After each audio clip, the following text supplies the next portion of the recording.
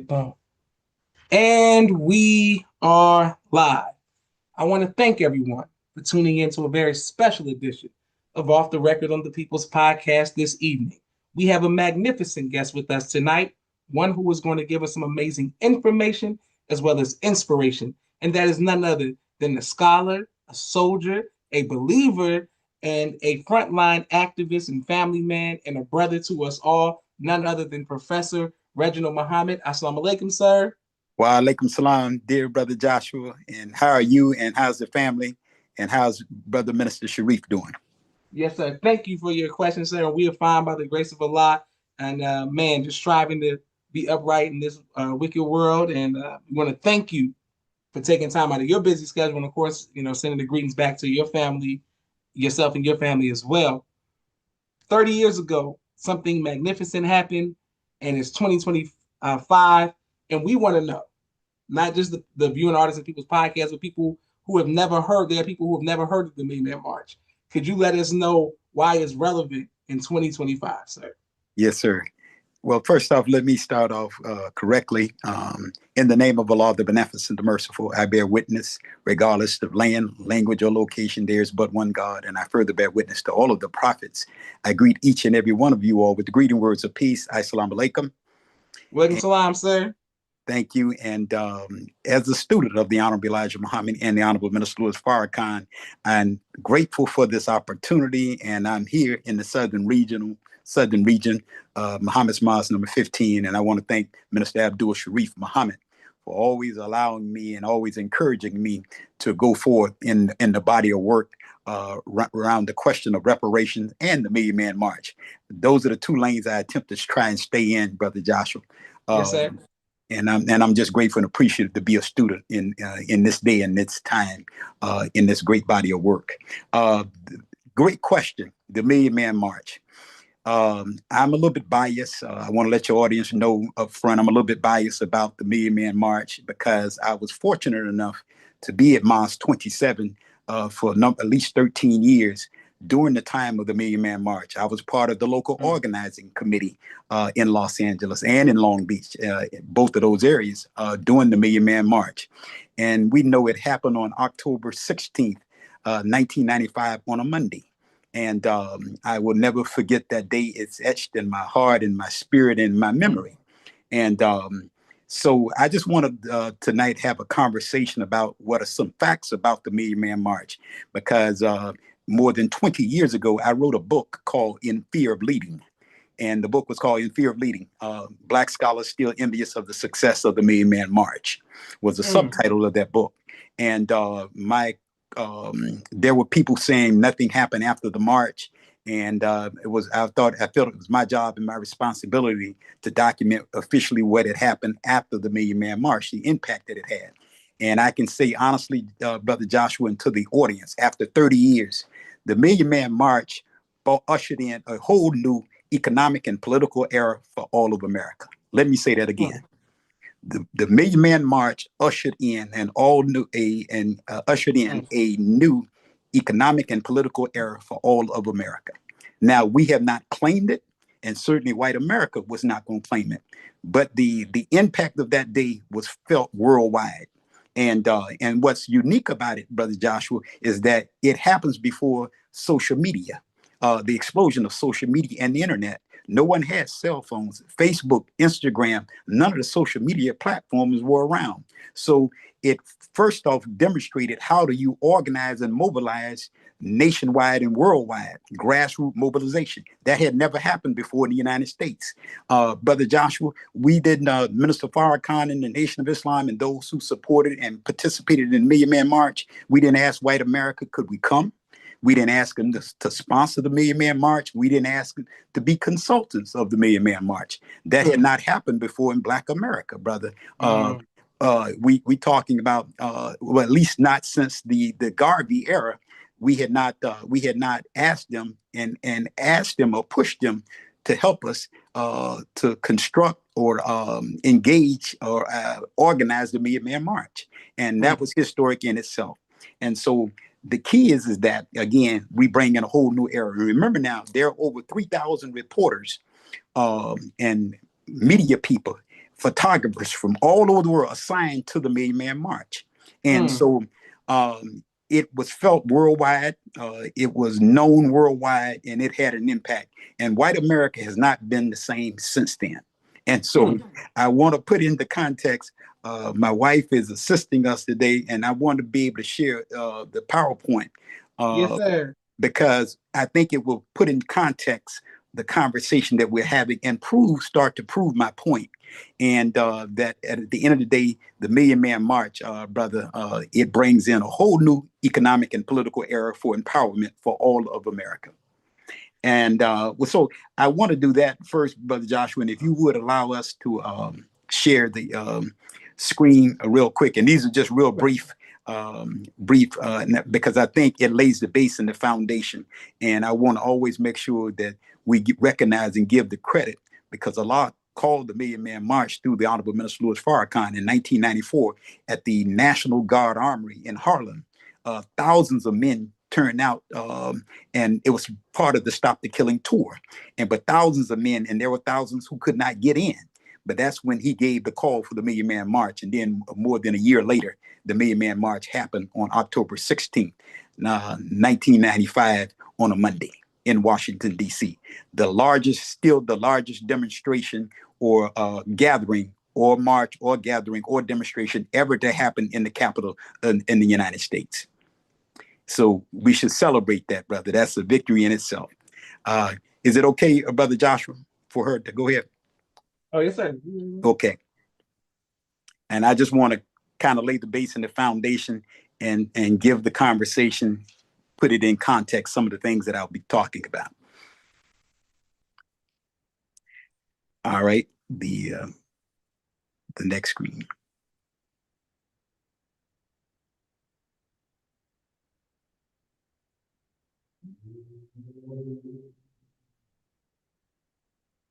Good evening from Washington, where the heart of the Capitol has been filled today with African-American men, a huge crowd, hundreds of thousands, young and old, from all corners of the country, here to participate in ceremonies of celebration, atonement, protest, here to be praised and challenged by Black preachers and politicians, poets and entertainers.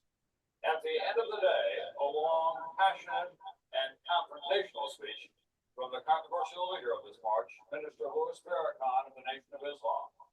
Farrakhan spoke beyond this audience, directly challenging President Clinton. We begin tonight with NBC's Robert Hager. They poured off buses from Baltimore, Richmond, Syracuse, Norfolk, and all across the country.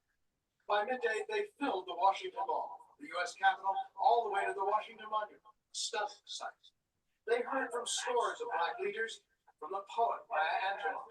At the day's end, they heard from the man who called them here, Louis Farrakhan.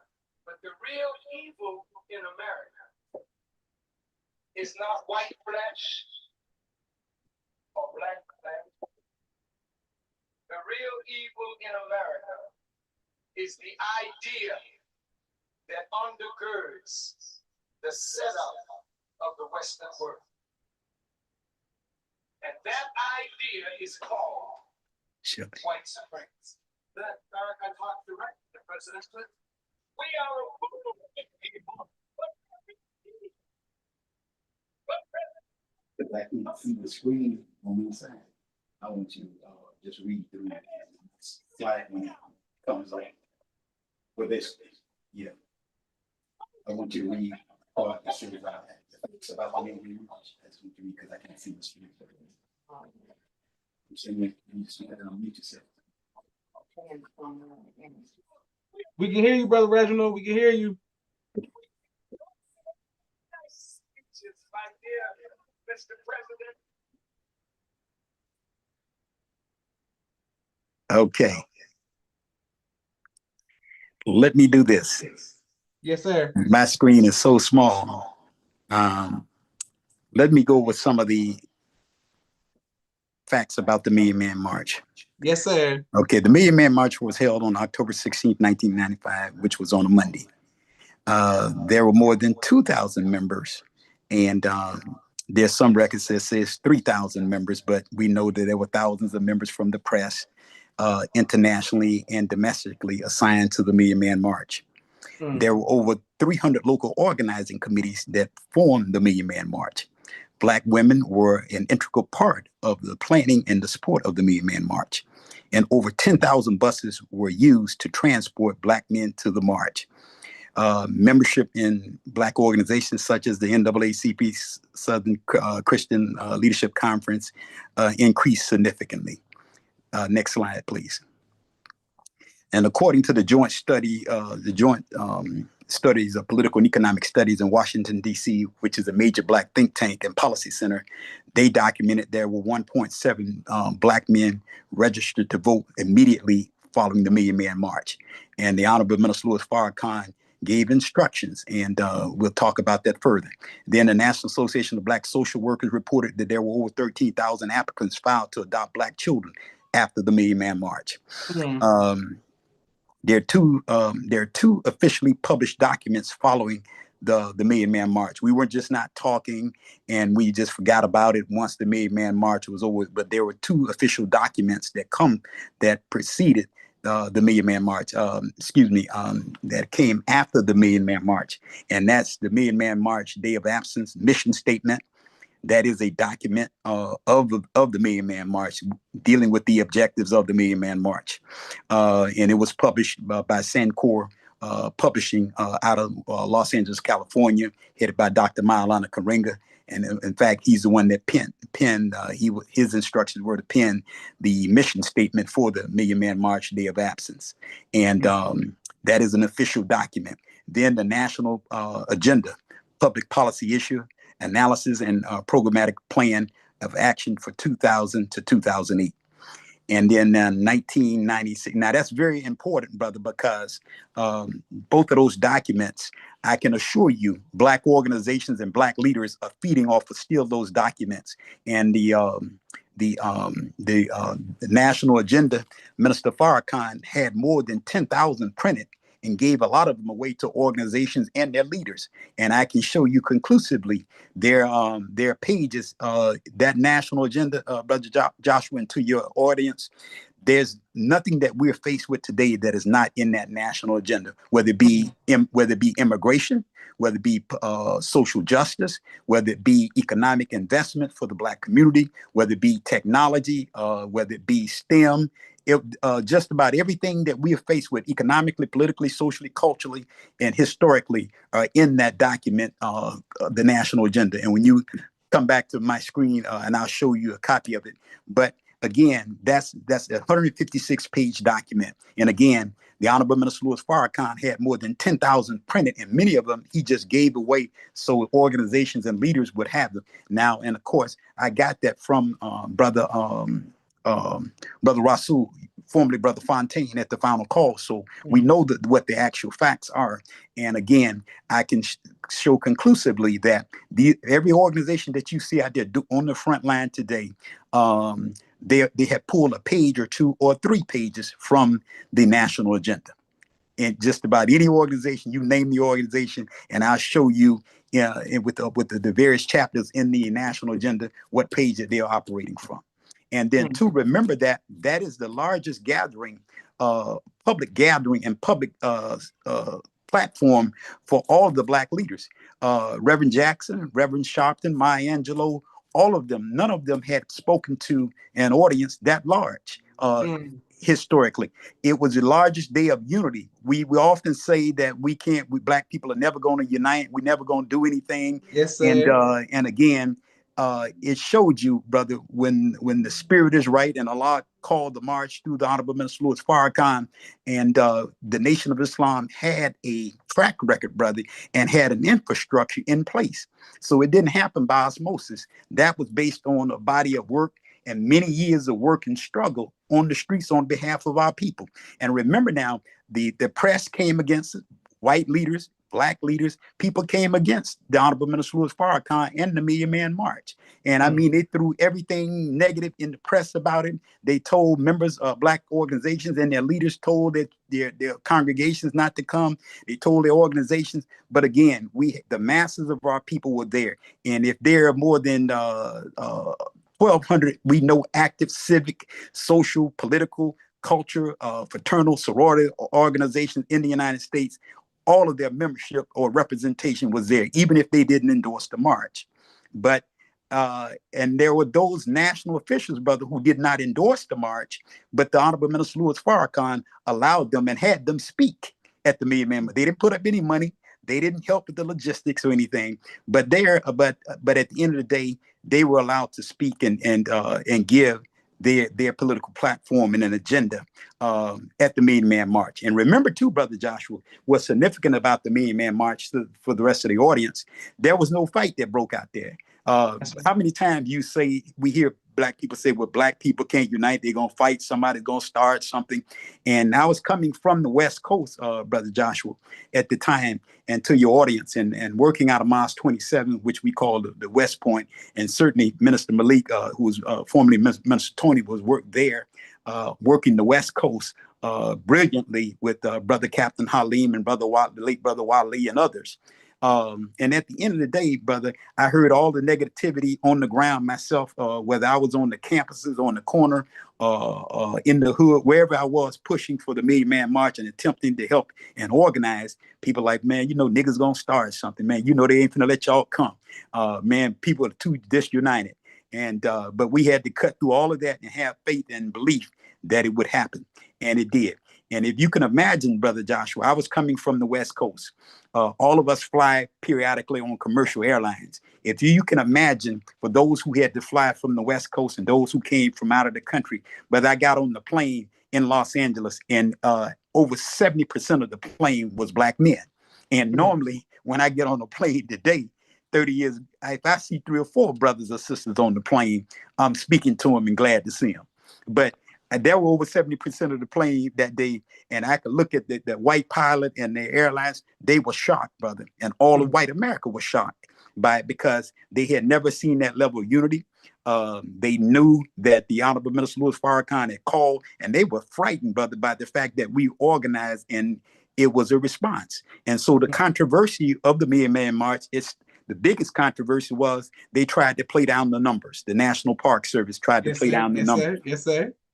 And so when they would threaten to be sued about the numbers, they backed up off of it. And even today, brother, because of the Million Man March, they do not give an official account of any demonstrations on Washington, in Washington D.C. At the Capitol. Even to this day, they will say, yeah, it was a large crowd, it was overwhelming, thousands came. But they don't officially attempt to give an account.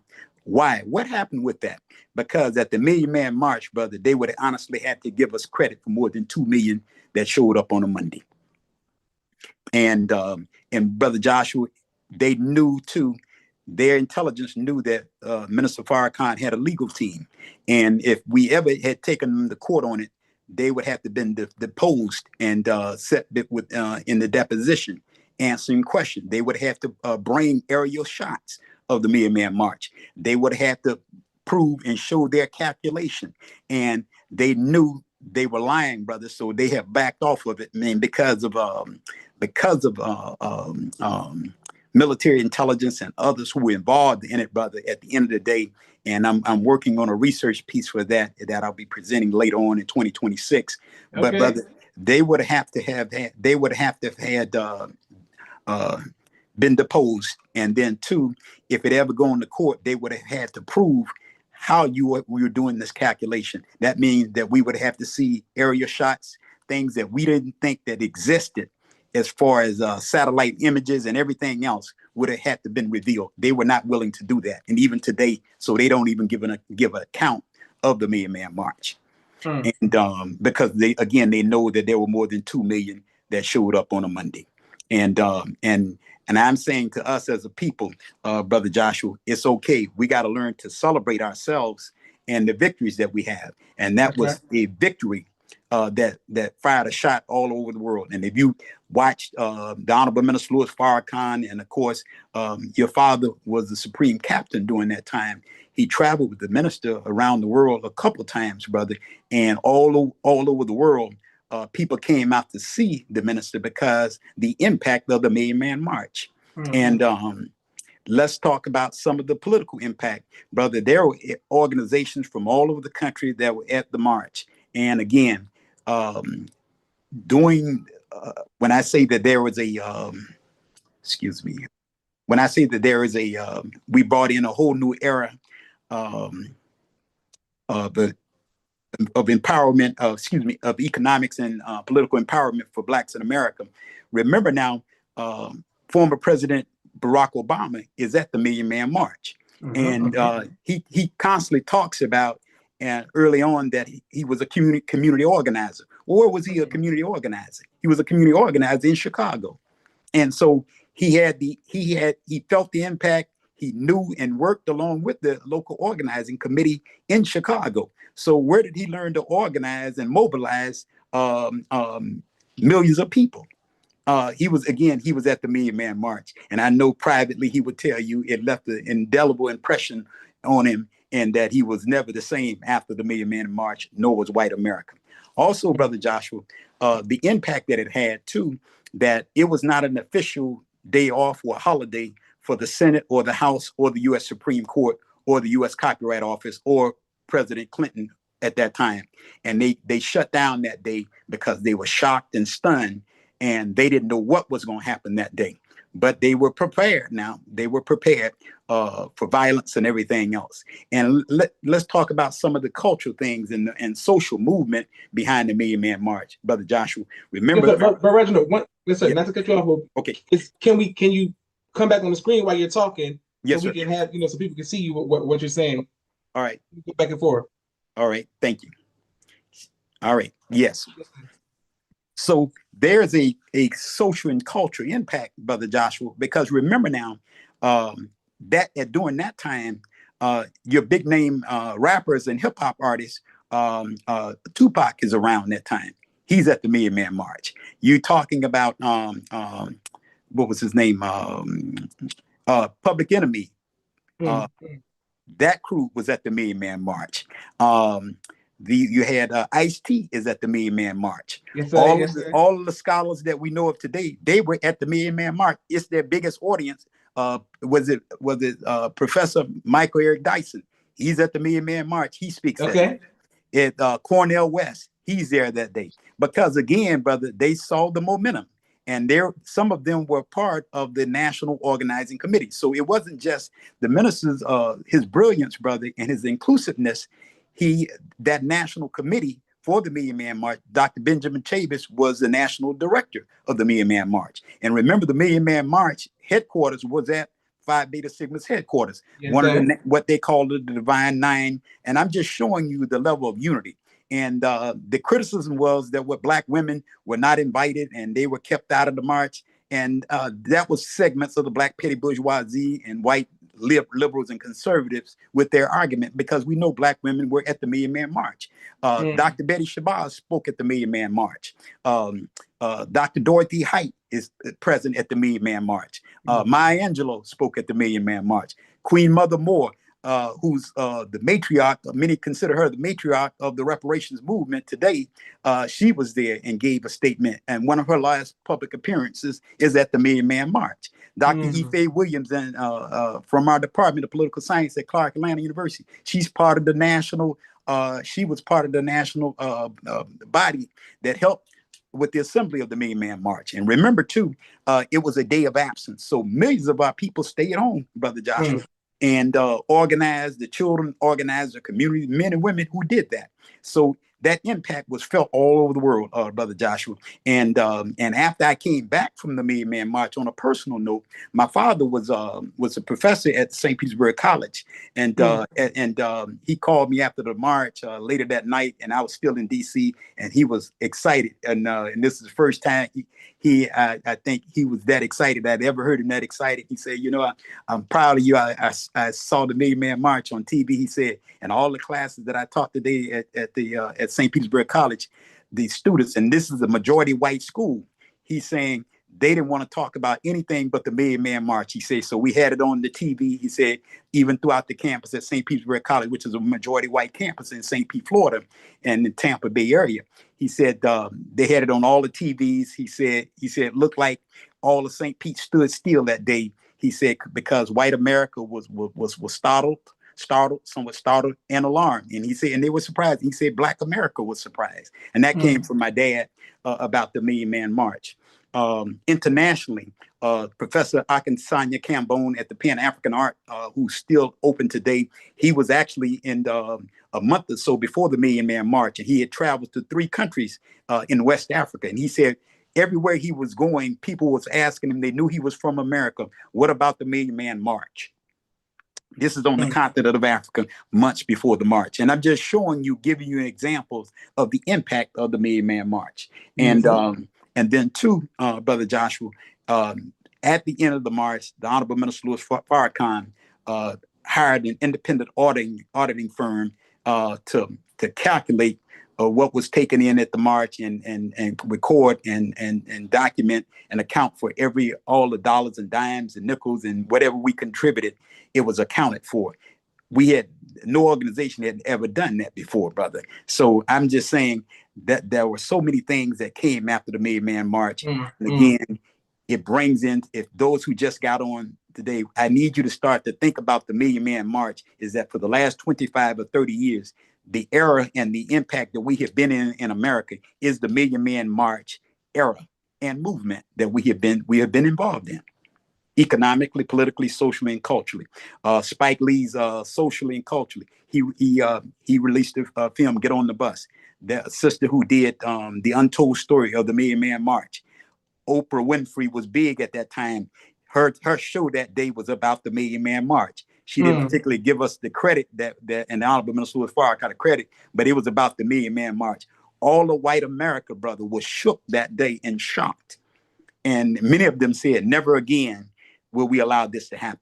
And Brother Joshua, there are organizations all over the country. I'm gonna give you an example right now here in Atlanta, Georgia. They have an organization called Let Us Make Man.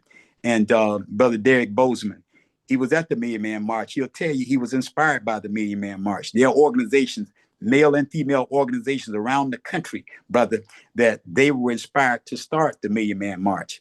After the pledge of the Million Man March, Brother Joshua, I came back, flew back into Los Angeles, and because I was in DC for at least 4 days, but I flew back and I searching myself, what could I do?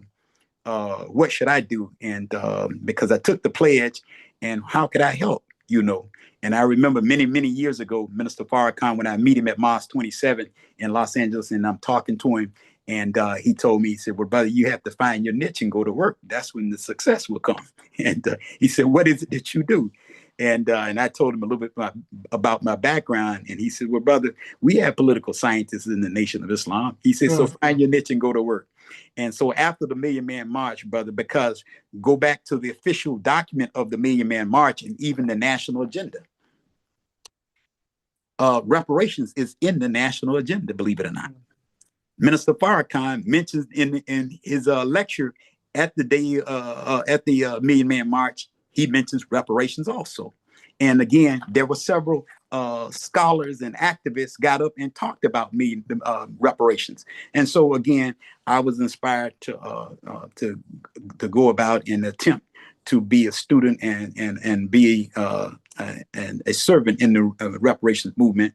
And so the National Reparations Institute today, the policy center and think tank that we have, it was inspired by the Million Man March, brother, believe it or not. And I have to give credit where credit is due.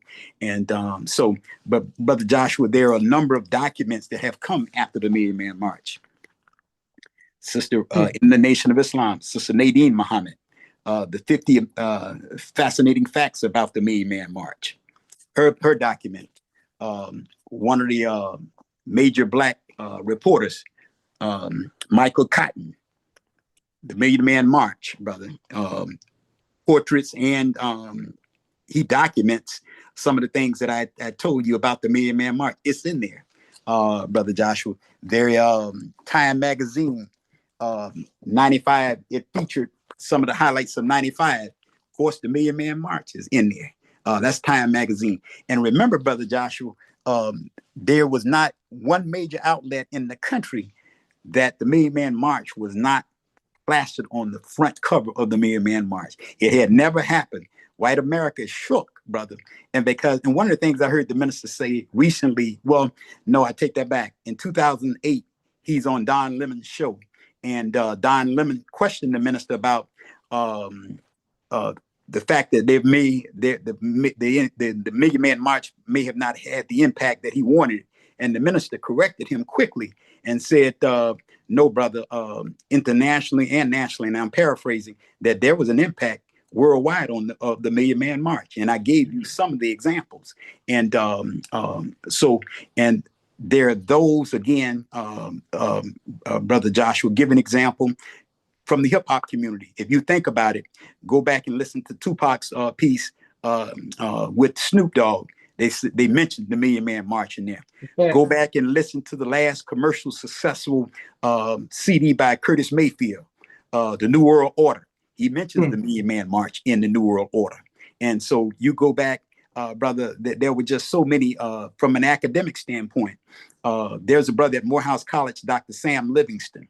Brother, he looks at and chronicles the impact of the Nation of Islam on hip hop in America from the mid 80s to the early to the mid 90s. He look at that impact, and I think it's over 10 years, and that's a 200-page document by the brother here is the African American Studies at Morehouse, and he documents the impact that the Nation of Islam and Minister Farrakhan had on the hip hop community. And of course, there's a segment about the Million Man March in there, and that's more than 200 pages. That's an academic piece. Dr. Carlos Morrison got his PhD and is at Alabama A&M University, but his PhD doctoral dissertation is about the Nation of Islam and hip hop and its impact on the hip hop community. And so, Brother Joshua, one of the things that I do, because I attempt to, as a political scientist, I try and stay current with some of the political works that are published books and articles and periodicals. I'm saying to you, there are hundreds of books out there now. And if you just go to the index and pull up Million Man March, Minister Farrakhan, but over the last 30 years, you'll see a proliferation of books and scholars who have written about the Million Man March and the Nation of Islam. So I want to know, I'm just not talking rhetoric, brother. It is documented. And yes, we will sir. prove that. We will prove that by Allah's permission and to help with some others in a economic and political impact study of the Million Man March that we're praying to have released in 2026. It will be an economic and political impact of the Million Man March. It will be a research piece and to prove the things that we have been able to collect over the years and suggest. And then too, Howard University, brother, the political science department at Howard University, brother, they documented those who were present at the Million Man March, the various organizations that were there at the Million Man March. Their document shows that there were 70% of the people who came at the Million Man March were non-Muslims, and it was a cross section of working people, professionals, non-working, youth. It was a combination of all of that that helped make the Million Man March a huge success, and along with Black women. So those are some of the things that, brother, that I wanted to share with your audience. How much did we have 1 hour tonight, Brother Joshua? Or is it going to be man, take your time.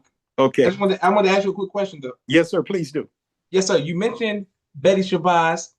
Why is that important that she spoke? The history of Malcolm X and the nation and minister. Why is it so important that she spoke? And as a Black woman at the Million Man March, you just expound on that a little bit more, the importance of her speaking at the Million Man March. Yes, sir. Thank you, brother, because we know that there has been a delicate and a troublesome history with those of us in the Nation of Islam and the Nation of Islam prior to 75 and went during the time of the Honorable Elijah Muhammad and the split with Malcolm. And what's significant about that, the minister always reaching out and showing unity, even those who disagree with him and the Nation of Islam.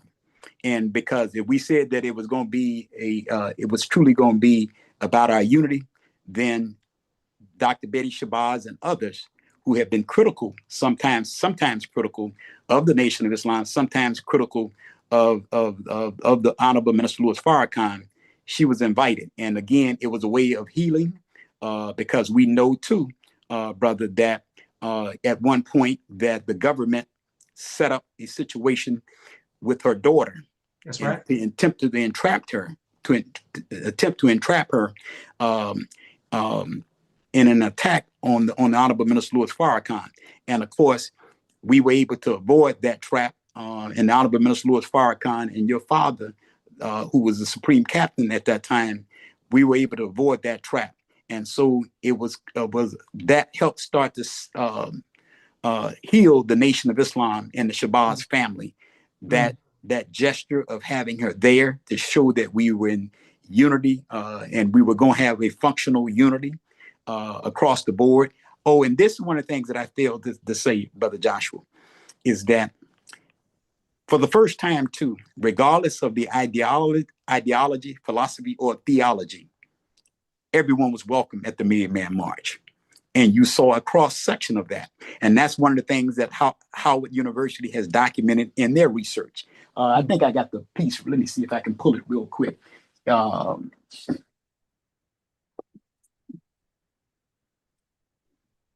This is a piece, and it's probably 300 pages, but race and representation. This is the National Political Science Review. And it's published by the National Conference of Black Political Scientists. But they have a very extensive essay in here on Howard University and how they monitored and documented the facts of the Million Man March, the personnel that was there, the policy that could have come out of it, their critique of the march, and again, the numbers. You want the hard numbers and the data. Well, Howard University has some of that data. And have documented what we have said tonight about the Million Man March. And but going back to your question though, too, look at now, because we were patient and we followed the Honorable Minister Louis Farrakhan's instructions of how we should interact and how we should reach out and there will and deal with the Shabbazz family and others who had problems with the Nation of Islam based on the assassination of Malcolm. Now, 30 years later, look at what has come out and showing the complicity with the federal government.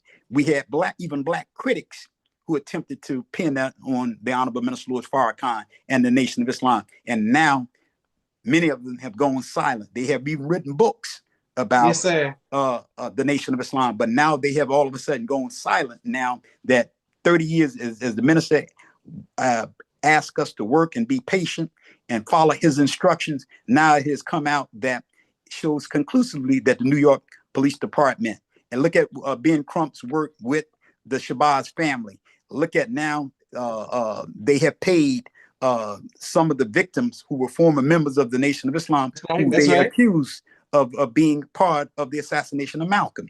And because of our patience and the guidance of the Honorable Minister Louis Farrakhan, we were able to avoid that trap. Now it's finally coming out. The files are being opened and everything else about Malcolm. And again, we took taken a lot of criticism from segments of the black petty bourgeoisie, white liberals, black conservatives, just about everybody, because of the misinformation and the lies on the Nation of Islam and the Honorable Minister Louis Farrakhan. And so now we see now that how it was fabricated, how the lies, the misinformation, and misconceptions, and now it's finally coming to light that we are cleared of that false charge.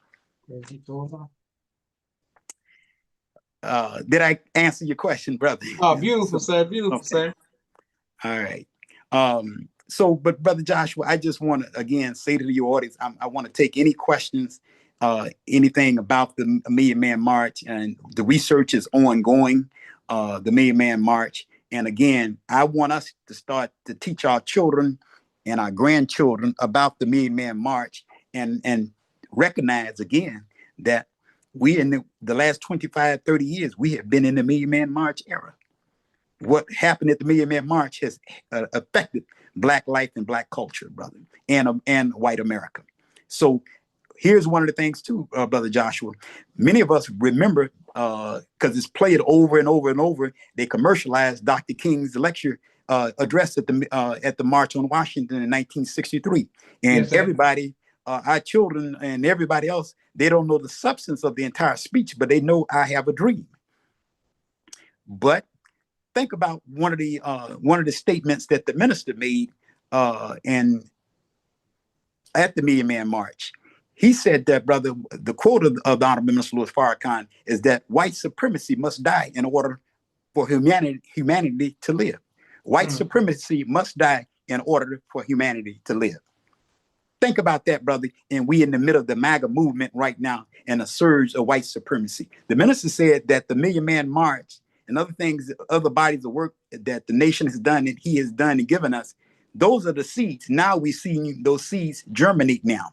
We seeing that come up. We seeing, brother, look at because capitalism is in crisis all over the world, you're seeing white nationalism in a very desperate way, brother Joshua. And after the Million Man March, they knew, brother, that as the minister said, he also said public, I have an army, some you see and some you don't. Okay. And Don Lemon questioned him about the Million Man March. And the minister said to them, he said, well, he said, and I'm paraphrasing, he said that they're over the American army, the government's army or armed forces is a little bit over 2.5 million armed forces. But we have over 2 million at the Million Man March. Now, politicians, internationally, nationally, and locally, that white ruling class is looking at this. They're looking at the possible economic impact of this. They're looking at the political impact of this, the social and the cultural impact of this. So now, look at the laws and the legislation that they have come against Black people. And Trump is not the precursor of this. Trump is one of the fools that have emerged on the front here, and it's poured gas on it. But since the Million Man March, brother, they have been organizing. How do we stop Black people? How do we curtail their movement? How do we stop the ill effect of our power base, our profit base, our policy base, and our privilege base? Because remember now, there's always and I'll tie it in just a minute, but remember there's always an international white ruling class at the international, federal, state, and local level. And they make all of their economic and political decisions based on, does it help or hurt, number one, their power base, number two, their profit base, number three, their policy base, and number four, their privilege base. And so they looked at the Million Man March. What is it that we have to do to stop this? So after the Million Man March, the minister said that doors that were open for him in the past were all of a sudden closed.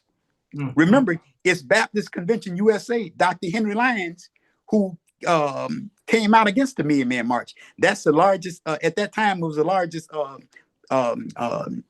Baptist or congregational Black church movement in the country, Baptist Convention USA. And Dr. Henry Lyons, he came out against the Million Man March. Look at the mega preachers who came out against the Million Man March. Look at the politicians, people on news who came out against the Million Man March, brother.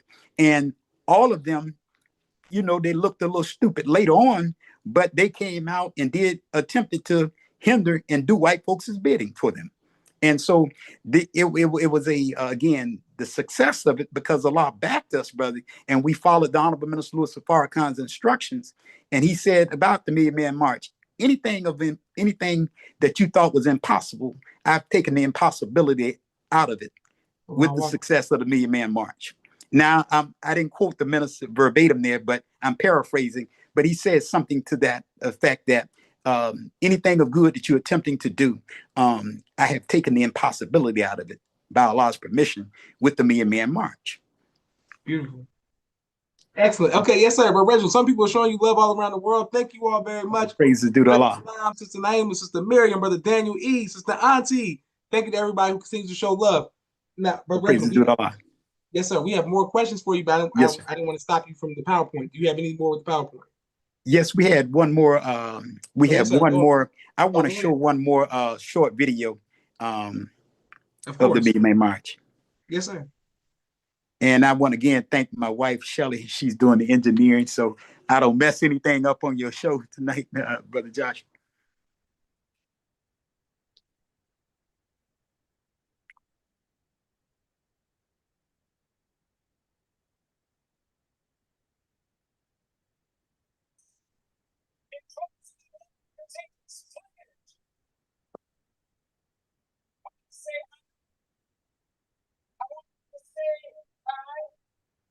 I'll say your name. I know that there's so many names, but I want you to shout your name out so that the ancestors can hear it. Take this pledge. Say with me, please. I say your name.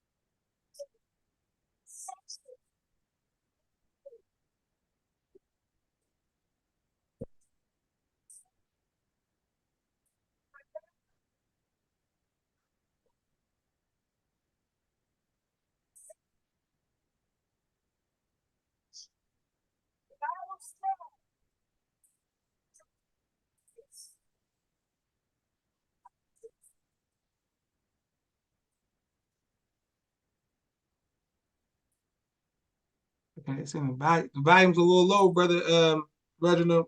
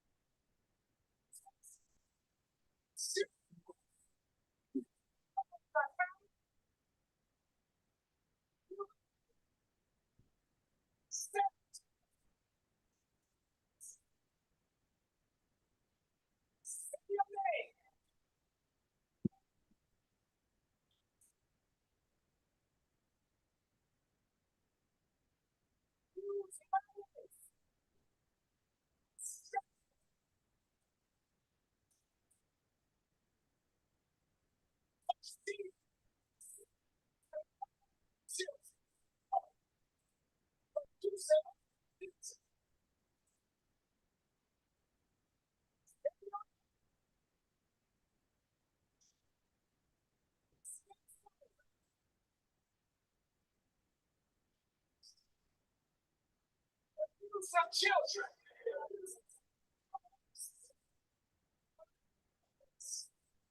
Sexual gratification.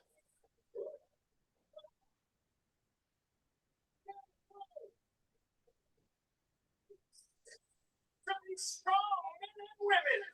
For the future of our people. Say your name. Never again. Use the B word.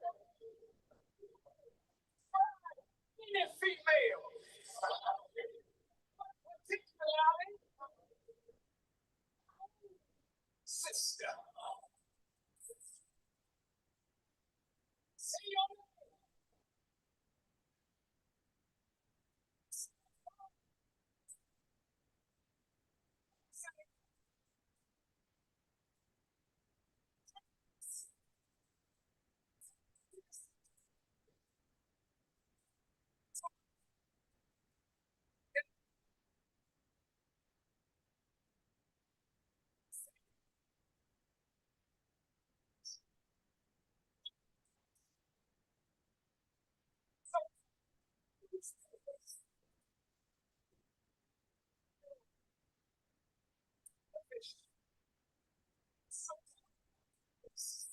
Okay, yes, sir. But Reginald, people are texting me saying they can't hear it.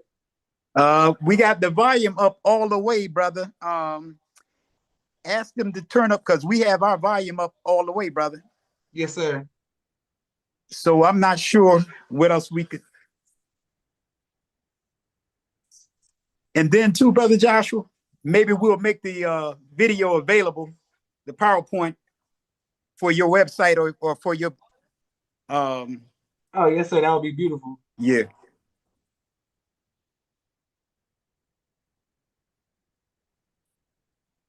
Transmit so well.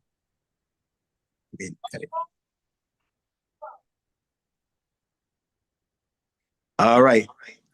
Thank you all, Brother Joshua. I'm hoping some of the listeners had a chance to see it, but they can go on YouTube and pull up the pledge that the Honorable Minister Louis Farrakhan had us repeat at the Million Man March. Now that's significant because when you play it, and I had not played it in years myself, and I went back and I was like, man, I started checking myself.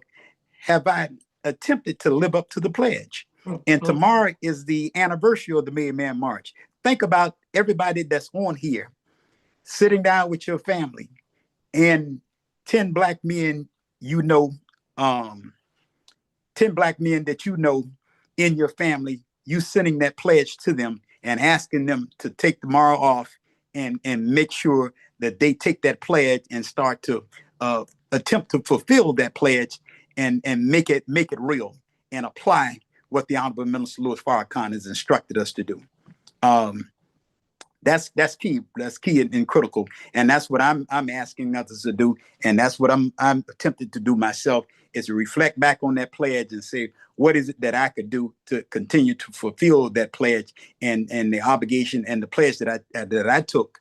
How can I continue to fulfill that pledge and apply what I said that I would do? And and I'm just saying, if the mosque study groups, black organizations, wherever we are, let's start to do that every year, before and during the year, not just on the anniversary of the Million Man March, but throughout the year.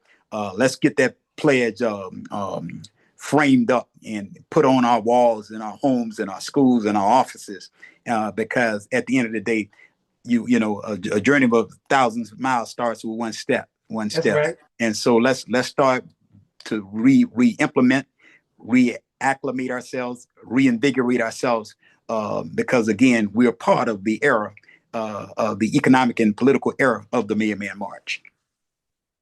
Any other questions? Yes, sir. All praise to Allah. Thank you to everybody who's showing love. Quick question about atonement. A lot of beef is going on right now, small petty things, but sometimes it can explode, and you know that's affecting our communities, our families, our organizations. The Million March, one of the main principles was the 8 steps of atonement. How important was atonement then, and how important is atonement now, based off of 30 years later?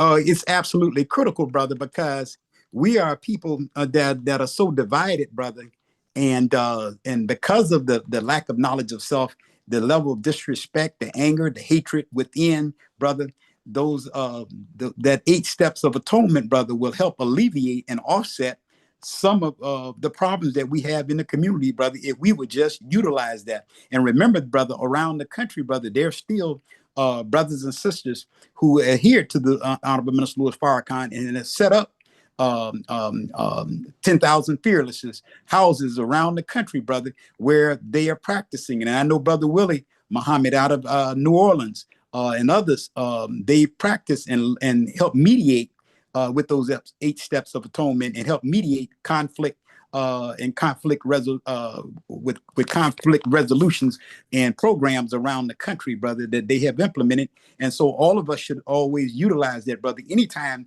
that a conflict comes up and we're wrong, and how we want to reach out to and have members, starting with our own community and our own family members, let's start utilizing that, brother, because it works. At the end of the day, it works, brother. By first off admitting that you know that you were the problem, or you caused the problem. First off, admitting and asking the person for forgiveness, brother, and following those 8 steps of atonement. Beautiful. All praise to Allah. Yes, sir. And Brother Reginald, where can we people find you on social media and hear your other lectures and upcoming events? Well, they can, brother. Again, we were blessed. Our organization is the nonprofit is the National Reparations Institute, and the National Reparations Institute, brother, we're blessed to have the the only policy center and think tank in the country centered on reparations. And again, reparations was a part of the Million Man March, major part of the platform of the Million Man March, brother.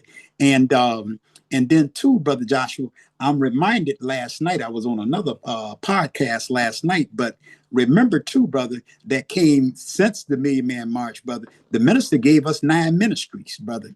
And if we start reactivate and utilizing those 9 ministries, brother, we're in a very critical and very dangerous hour, but we will be successful and sustainable for the remainder of the 21st century if we go ahead and start implementing what the Honorable Minister Louis Farrakhan has laid out for us. Think about it like this, brother Joshua, that after the Million Man March, you'll see that, brother, that white nationalists, white racists, eugenicists, and others, brother, they have looked at and the demographers have looked at the fact that there's a population explosion on the continent of Africa, Central and South of America, the Isles of the Pacific, and the Caribbean, and in the United States of Black and brown people, brother. How do you, if you're going to remain the superpower, we're talking about you, the United States, and other European nations, and even some of the Asian nations. If you're going to be the superpower, brother Joshua, you have to be able to do, there has to be 5 areas that you have to control and dominate. Number 1 is the populations, land mass, wealth, resources, and information. If you're going to be the superpower, you have to be able to dominate and control populations, land mass, wealth, resources, and information.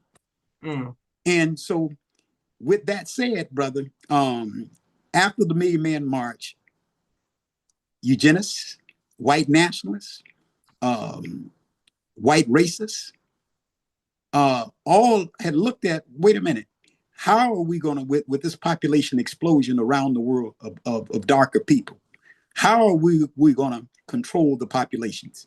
Look at how long they have been pushing vaccines, brother. And the explosion, it didn't just happen during COVID when we saw Merck, Pfizer, and others push, vaccines, brother. They were doing this in parts of Africa in the 90s, brother. And so it's key, brother, because what the minister is guiding us, brother. Let's look at the COVID piece, and I'm going to be careful because I know I'm walking a fine line. I'm about to say, please don't get demonetized. Okay, no, we won't do word. The C, the pandemic. Okay, the pandemic. Okay, yes, sir. But to show you how wise the minister was in guiding us, brother, and I challenge because they were not truthful, brother, about how the people were contracting the virus. Brother, think about it like this, brother Joshua, real quick. Brother, they told our people to wash their hands, keep their distance, take the jab, and mask up. Brother, do you know that there are hundreds of thousands of homeless people who never did any of that? Why is it after 4 or 5 years later, there were never bodies all on the streets? Atlanta has more than 7,000 homeless people. LA County, more than 10,000 homeless. Why weren't there bodies all over the streets that they had to just pick up from the stench and the rotting? Remember, they were pushing this on African nations. Many of the African nations rejected it. There has been no massive death because the people never masked up. Homeless population never masked up, never kept their distance, didn't wash their hands, and didn't take the jab. And why is it that if they were not lying, why is it that we have not seen bodies everywhere, thousands of bodies that they had to pick up with trucks and hazardous suits and masks and everything else? See, we followed the instructions, and many of us saved our lives. And those of us who didn't follow the instructions, now it's coming out, brother, that blood clots